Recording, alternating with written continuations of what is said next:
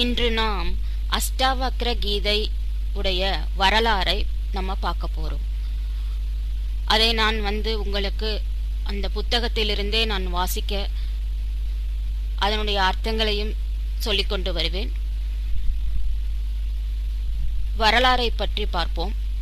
அஷ்டாவக்ர கீதை. முன்னொரு கால் ஜனகன் தனது ஆஸ்தான வித்வானிடம் சிரவணம் செய்து கொண்டிருந்த வேதாந்த நூலொன்றில் குதிரையேறுமொருவன் சேனத்தின் ஒரு சுவற்றிற்காலூன்றி மற்றொன்றிற் காலெடுத்து வைக்கும் நேரத்திற்குள் பிரக்ம ஞானமுறலாம் என்னும் ஒரு வசனம் இருந்தது. அதாவது ஒருவன் ஒரு குதிரை ஏறும்போது ஒரு கால் வைத்துட்டு இன்னொரு காலை தூக்கி மற்றொன்றுல போடுறதுக்கு உள்ள நம்ம பிரம்ம ஞானத்தை அடையலாம் என்று அந்த வசனத்தில் இருந்தது. இமைப்பொழுதில் ஞானமுறலாம் என்பதே அதன் தாற்பயம். அத்துடன் ஜனகன் பாடத்தை நிறுத்திக் கொண்டு பண்டிதரை நோக்கி, இவ்வாக்கியத்தின் உண்மையை தாங்கள் நிரூபித்தல் வேண்டும், குதிரையை கொண்டு வரச் சொல்லவா என வினவினான். ஞான அனுபவத்தை அருள்வது தன்னால் ஆகாதென பண்டிதர் தாழ்ந்தார். அவ்வசனம் ஒன்று பொய்யாகவோ அல்லது மிகையாகவோ விரித்தல் வேண்டும் என்றான் மன்னன். இவ்வாக்கியத்தை நிரூபித்தல் என்னால் ஆகாதென்பதால் அது பொய்யனால் ஆகாது. மெய் உணர்ந்த ஆன்றோர் வாக்கன்றோ அது என்றார் பண்டிதர். அதிருப்தியும் சினமும் கொண்டு பண்டிதரை சிறைச்சாலைக்கு அனுப்பினார். அவ்வாறே அவ்வாக்கியத்தை நிரூபிக்க வியலா அறிஞர் யாவரையும் ஒவ்வொருவராக தலைமை வித்வானுக்கு துணையாக அனுப்பி வந்தார். சோ அதுல கொடுத்திருக்கிறது பாத்தீங்கன்னா, அந்த குதிரை ஏறுமொருவன் சேனத்தில் ஒரு சுவற்றிற்காலூன்றி மற்றொன்றிற் காலெடுத்து வைக்கும் நேரத்திற்குள் பிரக்ஞானம் வரலாம் அப்படின்னு சொல்லியிருக்காங்க. அதாவது இது ஒரு எடுத்துக்காட்டு மட்டுமே. அதோட அர்த்தம் என்னன்னா அதுலயே கொடுத்திருக்காங்க, இமைப்பொழுதில் ஞானமுறலாம் என்பதே அதனுடைய தாற்பயம் சொல்லியிருக்காங்க. ஒரு கதை உண்டு. அந்த கதையில பாத்தீங்கன்னா, கதையல்ல, அது ஒரு நிகழ்ந்த சம்பவம். அதுல ஒரு குருநாதர் அதனுடைய பெயரை எல்லாம் குறிப்பிடவில்லை. எங்க ஒரு குகை, சிறிய குகை மாதிரி இருக்கு. அதிலிருந்து சில பொருட்களை வர்றவங்களுக்கு எல்லாமே வேஷ்டியாகவும் உணவாகவும் நிறைய எல்லாமே கொடுத்துக்கிட்டு இருந்தார். அப்ப ஒரு திருடன் வர்றான். இங்க நிறைய ஏதோ பொருள்கள் இருக்குது அப்படின்னு சொல்லிட்டு அது திருடுறதுக்காக வர்றான். அந்த திருடுறதுக்கு வரும்போது அந்த குருநாதர் என்ன பண்ணிட்டு இருக்கிறாரு, தவத்தில் இருக்கிறாரு. அதனால இவன் என்ன பண்றான், அந்த ஒரு துணி மூட்டையில எல்லா பொருட்களையும் எடுத்து அவன் கட்டி வச்சுக்கிட்டான். கட்டி வச்சுட்டு இருக்கம்போ ஒரு சொம்பு கீழே விழுக போகுது. அந்த சொம்பை எடுத்து உள்ள போடுறதுக்குள்ள அங்கிருந்து குருநாதர் எழுந்து வந்துட்டார். அப்ப அதை பார்த்துட்டு அவன் அந்த சொம்பை அங்கேயே போட்டுட்டு அங்க அந்த மத்த பாத்திரங்களை எல்லாம் துணியில கட்டிட்டு எடுத்துட்டு ஓடுறான் அந்த திருடன். அதாவது இங்க வேற ஒண்ணுமே இல்ல, இந்த கொஞ்சம் பாத்திரங்கள் மட்டும்தான் இருக்குதுன்னு சொல்லிட்டு சரி அதையாவது எடுத்துட்டு ஓடுவோம்னு சொல்லிட்டு ஓடுறான். ஓடும்போது இவர் பின்னாடி என்ன பண்றாரு, ஒரு பாக்கெட்ல ஒரு சாதத்தோட ஒரு பேக்கெட்டையும் எடுத்துக்கிட்டு இந்த சொம்பையும் எடுத்துக்கிட்டு அவரை தோர்த்துறாரு.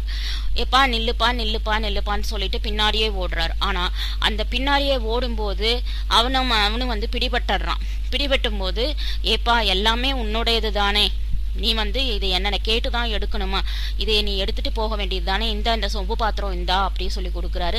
அதோட சேர்த்து என்னோட ஆசிரமத்துக்கு வரவங்க யாருமே பசியோட சாப்பிடாம போனது கிடையாது, அதனால இந்த சாப்பாடு அப்படின்னு சொல்லி கொடுக்குறாரு. அதை கொடுத்துட்டு அவரை என்ன பண்றாரு, ஒரு கட்டி பிடிக்கிறாரு. கட்டி பிடிக்கும் போது அந்த குருநாதருடைய ஸ்பரிசம் பட்ட உடனே அந்த திருடனுக்கு ஒரு க்ஷணத்துல அவருக்கு ஞானம் வந்துருச்சு.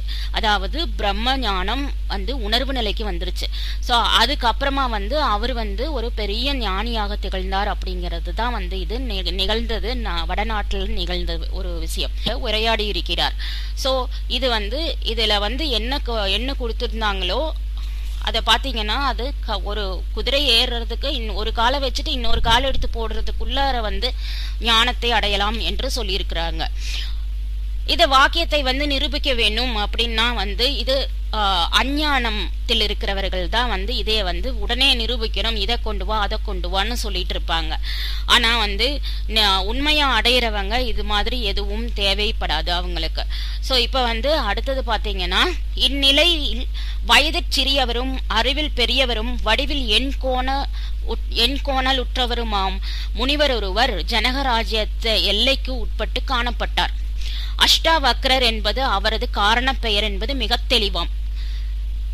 கற்றோர் அனைவரையும் ஒவ்வொருவராக சிறைப்படுத்தி வரும் அரசனது வரலாற்றை கேள்வியுற்ற அஷ்டாவக்ரர் தான் அரசனை சமாதானப்படுத்தி அறிஞர்களை விடுவிப்பதாக வாக்களிக்கவே மக்களில் சிலர் அவரை ஓர் பல்லாக்கில் அரண்மனைக்கு எடுத்துச் சென்றனர். சபையை அணுகும் முனிவரை அரசன் எழுந்து வணங்கி கௌரவித்தான். பண்டிதர்களை சிறைப்படுத்தும் காரணத்தை அஷ்டாவக்ரர் அரசனிடம் நேரில் கேட்டறிந்து கொண்டதும் அவர்கள் அனைவரையும் விடுவிக்கச் சொன்னார். ஜனகனும் தனது ஐயத்தை தீர்க்க வல்லவனாம் ஒருவனே இவ்வாறு தன்னை கேட்டுக்கொள்ள கூடும் என்று உணர்ந்து அறிஞர்கள் யாவரையும் விடுவித்த பின் முனிவரை நோக்கி குதிரையை கொண்டு வரச் சொல்லவா என வினவினான். அதற்கு அவர், அரசே, அவசரப்படேல், தாங்கள் கோரும் உண்மையை உணர்த்துவதற்கு உரிய தனி இடம் ஒன்றிற்கு போவோம் என்றார். அஷ்டாவக்ரர் பல்லக்கிலும் அரசன் புடைசூழ குதிரையிலுமாக கானகம் சென்றனர். காடு சமீபித்ததும் முனிவர், அரசே, நின் பரிவாரங்கள் யாவும் திரும்பி போகட்டும், நாம் இருவரும் மட்டும் தனித்திருப்போம் என்றார். அவ்வாறே செய்த பின் மன்னவன் குதிரை மீது சேனத்தில் ஒரு சுவற்றை மிதித்துக் கொண்டு முனியரசே தயை புரிக என வேண்டினான். இது ஒரு சிரிப்பான விஷயம்தான். ஆனா வந்து அவரு வந்து இந்த ஒரு வாக்கை மாத்திரமே பிடித்து கொண்டு குதிரையோட ஒரு சேனத்தில் ஒரு சுவற்றை மிதித்து கொண்டு முனியரசே தயை புரிக என வேண்டினான். அஷ்டாவக்ரரோ அமைதியுடன், அரசே, தாங்கள் கூறும் நூலிலேயே இவ்வுண்மை குருவினாற் சீடனுக்கு அருளப்படுவது என கூறியுள்ளதே. நாம் இப்போது அத்தகைய சம்பந்தத்தோடு இருப்பது உறுதிதானா என கேட்டார். அந்த நூல்ல பாத்தீங்கன்னா வந்து ஒரு குரு வந்து சிஷ்யனுக்கு கொடுக்கறதா, அந்த ஞானத்தை கொடுக்கறதா இருந்தது. அப்ப நானும் நீங்களும் வந்து நான் குருவானால் என்னிடம் நீங்கள் சிஷ்யனாக உள்ளீர்களா அப்படின்னு கேட்கிறார். ஜனகன் முனிவரை வணங்கி சீடனானேன், அருள் புரிக என்றான்.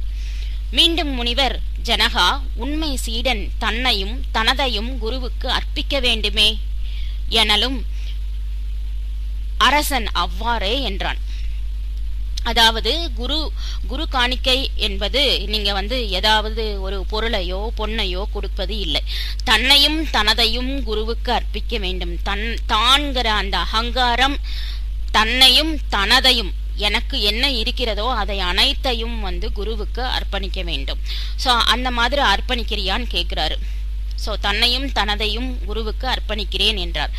அவ்வாறே என்று இயம்பிய கணத்தில் மறைந்தேகினார். அவரு அது சொன்ன உடனே மறைஞ்சிட்டார்.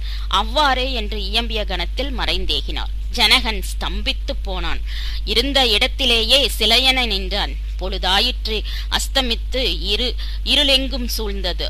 நெடுநேரம் காத்திருந்தும் மன்னன் திரும்பாமை கண்ட குடிகள் கவலை மிகுந்து அவரை தேடலுற்றனர். காட்டினுட் சென்று தம்பமென நிற்கும் மன்னவனை கண்டனர். அதாவது அப்படியே, அதாவது ஒரு கால்ல வந்து குதிரையில மிதிச்சுட்டு இன்னொரு காலை தூக்கி போடுறதுக்கு இப்படி நின்றுட்டு இருக்கிறார். அதே மாதிரி நின்றுட்டு இருக்கிறார். அவனோ ஜனத்திரளையோ அதன் வினாக்களையோ உணரவில்லை. மக்கள் அரசனது நிலையை கண்டு வியப்பும் வருத்தமும் உற்றனர். அஷ்டாவக்ரரோ எங்கும் காணப்படவில்லை. அவர் ஒரு மாயாவி என்று மந்திரிகளும் பிறரும் சினமுற்றனர். அரசனை பல்லக்கில்லாம அரண்மனைக்கு கூட்டிச் சென்றனர். அவனது நிலையில் யாதொரு மாறுதலும் காணப்படவில்லை. அரசனை படுக்க வைத்து அமைச்சர் கவலையுடன் காத்திருந்தார். மறுநாள் காலையிலும் அரசன் அவ்வாறே இருத்தல் கண்ட அமைச்சர் அஷ்டாவக்ரரை கண்டுபிடித்து கொண்டு வர தூதர்களை ஏவினார். அஸ்தமித்ததும் தூதர்களில் சிலர் அஷ்டாவக்ரரை கொண்டு வந்து சேர்த்தனர். முதன் மந்திரி அவர்கள் மீது மிகவும் கோபமுற்றிருந்தாலும் காரிய சாதகங்கருதி அதை வெளிக்காட்டாது அரசனது பரிதாபகர நிலைமையையும் அது பற்றி பொதுஜன துயரையும் கவலையும் அவருக்கு விளக்கி கூறி அரசனை மீண்டும் சுயநினைவுக்கு கொண்டு வர வேண்டும் என மன்றாடினான். அரசனதியின் நிலைமைக்கு அஷ்டாவக்ரரே காரணம் என அமைச்சர் கூறவும், முனிவர் அரசனையே நேரில் அது பற்றி வினவுங்கள் என்றார். மந்திரிகள் அது அசாத்தியம் எனவே அஷ்டாவக்ரர் அரசனை ஜனகா என கூப்பிட்டார். அரசனும் சுவாமி என்று அவரை வணங்கினான். அமைச்சர் திகைத்தனர். முனிவர் மீண்டும் அரசனை நோக்கி, ஜனகா, நான் உன்னை பரிதாபகர நிலைமைக்கு கொண்டு வந்து விட்டதாக இவர்கள் பகர்கின்றனரே, இது உண்மைதானா? சொல் என்றார். ஜனகர் யார் அப்படி சொல்வது என வெகுண்டான். மந்திரிகள் பிரதானிகள் யாவரும் நடுங்கினரேனும் மன்னனை நன்னிலையுறுத்த முனிவரை மீண்டும் வேண்டினர். அவ்வாறாயின் அரசனை என்னுடன் தனியே விட்டு அனைவரும் அகலுங்கள் என்றார் முனிவர். தனிமையில் முனிவர் மன்னனை நோக்கி, ஜனகா, நீ ஏன் இவ்வாறு இருக்கிறாய்? உலகியலுக்கு மாறாக நடப்பதற்கு எல்லோரையும் போலவே இருப்பதுதானே என்றார். அதற்கு அவர், ஐயனே, நான் உம்மவன், உமதானைப்படியே நடப்பேன் என விடையளித்தார் மன்னவன். பிரம்மஞானம் நல்ல பக்குவத்தில் இருப்பவர்களுக்கே புகட்டப்பட வேண்டியது. இதுவரை உன்னை சோதித்தேன், உணவருந்தி வா, பின்னர் பேசலாம் என்றார் அஷ்டாவக்ரர். அவ்வாறே உண்ட பின் ஜனகன் பிரம்ம அனுபவத்தை அடைவது எவ்வாறு, விடுதலை வழி யாது என முனிவரை வினவினான். பிரம்மம் உன்னிலும் வேறாம், அந்நியமன்று, அதை உணர தேச காலமேதுமில்லை,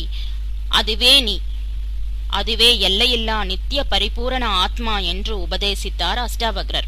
அன்றிரவு ஜனகனுக்கும் அஷ்டாவக்ரருக்கும் நிகழ்ந்த சம்பாஷணையே அஷ்டாவக்ர கீதை. மறுநாட்காலை அரண்மனையைச் சார்ந்த அமைச்சர் அரசன் எப்போதும் போலவே சகஜமாயிருப்பது கண்டு சந்தோஷமுற்று முனிவரை வாழ்த்தினர். அரசன் தன் சபையை கூட்டி என்றும் போன்றே தன் வேலையில் ஈடுபட்டான். அச்சபையில் அஷ்டாவக்ரர் அரசனை நோக்கி, வேந்தே, நூல்களில் கூறியவாறு கணத்தில் ஞானானுபவம் உருவது பற்றி அதெங்கனம் கூடுமென ஐயமொன்றிருந்ததே, இப்போது எப்படி தோன்றுகிறதென்று சபையோருக்கு இயம்பல் வேண்டும் என்று உரைத்தார். மிக்க வணக்கத்துடன் அரசன், ஐயனே, எனது ஐயம் முற்றிலும் தவறானது. எனது அபக்குவத்தாலேயே சாஸ்திர வாக்கியத்தின் உண்மையை சந்தேகித்தேன். அதன் ஒவ்வொரு எழுத்தும் உண்மையே என்று ஒப்புக்கொண்டான். சோ இதாகிறது அஷ்டாவக்ர கீதையுடைய வரலாறு. சோ மீண்டும் அஷ்டாவக்ர கீதையோட அத்தியாயங்களை நம்ம பார்க்கலாம். சோ இந்த அஷ்டாவக்ர கீதை அப்படிங்கிறது பாத்தீங்கன்னா இந்த ஒரு சிறிய புத்தகம் ரமணாசிரமத்திலிருந்து திருவண்ணாமலையிலிருந்து நம்ம வாங்கிட்டு வந்தது. சோ அதிலிருந்து ஒரு அஷ்டாவக்ர கீதையோட வரலாறு பார்த்தோம். இனி அடுத்த இதுல காணொலியில நம்ம வேற ஒரு வித்தியாசமான அனுபவத்தை பகிர்ந்து கொள்ளலாம். நன்றி, வணக்கம்.